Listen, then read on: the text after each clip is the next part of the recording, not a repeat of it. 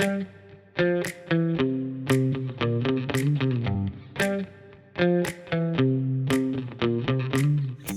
osebno plavam, pa hodim na štange. Na štange kot treniram dvigam. Potem probam čim bolj zdravo jesti, sicer ne gre, ker veliko šole, fajt sediti cenejši, fast food. Daš pa nekje v sredini. Ko grem na dopust, rešujem križanke iz sredine, tako da možgani delajo. Predvsem pa, poskušam biti proaktiven v tem življenju. Uradno sem sicer v penziji, ampak še vedno delam, zato ker v delu uživam in imam tudi tako delo konstruktivno, komunikativno, kreativno in vse to skupaj me ohranja mladostnega in se dobro počutim tako. Po mojem iskreno čisto premalo.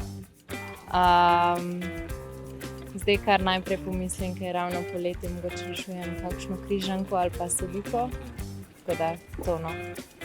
Jaz drugače hodim v namakanje v Kamniško Bistrico zelo pogosto, kaj tedensko. Tudi zaradi tega v bistvu sklopam vse, pa mogoče naredim samo nek predah v tednu, dnevu, mesecu in tako naprej.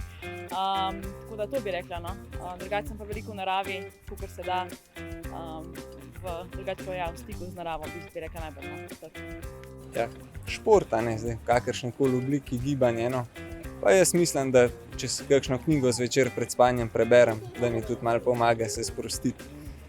Verjetno skušam dovolj spati, športam, upam, da zdravo jem. Ja, jaz bi rekla, da trudim predvsem to v prehrani, to mi je dosti blizu. Potem tudi recimo, da gibanje še izboljšujem oziroma spet ponovno po tej koroni se veliko gibam in tudi socialni stiki, no. Spanja pa zagotovo premalo, pa no, zelo rada tudi berem, pa na splošno razmišljam in mogoče še včasih preveč zmučim možgane z raznim stresom in tako no. Ne to, kot bi lahko.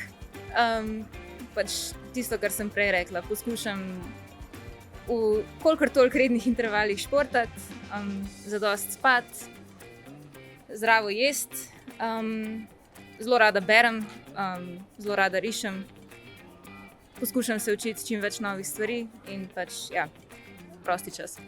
Predvsem, ko pridem iz službe, se želim osredotočiti na kaj imam doma, na otroka, na družino. Mislim, da mi to daje največje zdravje. Še zmeraj se mi zdi premalo. Včasih rabim kakšen pogovor in takrat, ko ga rabim, ko začutim, pač pišem kakšno kolegico, narediva kakšno pauzico za kavo, kakšen pogovor, sprostim se s tem in potem nadaljujem naprej. Ja, delam službo, ne? Za zdravje možganov. Ja, probam ohranjati v teh časih tudi malo socialnih stikov, kar je sicer težko, ne? Ampak če ne drugega, vsaj telefon po roki. Poskušam vzdrževati stike relativno frekventno, no? Kar vsak teden se slišim s prijatelji in pa z družino.